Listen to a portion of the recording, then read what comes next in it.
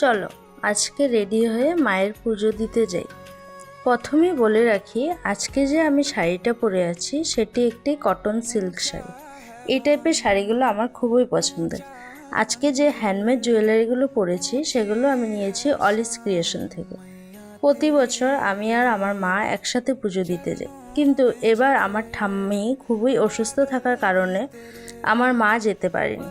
তাই আমি গিয়ে মায়ের চরণে পুজো দিয়ে শীতলা গাছে জল ঢেলে মায়ের কাছে এটাই প্রার্থনা করলাম যে তোমার কৃপায় যেন সবাই সুস্থ থাকে। আমাদের এই ছোট্ট শহর লামডিংয়ে চৈত্র মাসে বিশ্বের সবথেকে বড় শীতলা পূজা ও বসন্ত মেলা হয়, যেটি পুরো ধুমধাম করে 8 দিন ধরে অনুষ্ঠিত হয়, যা উপভোগ করার জন্য ও মায়ের আশীর্বাদের জন্য দূর দূরান্ত থেকে অনেক অনেক মানুষ এসে মায়ের পুজো দিয়ে যায়।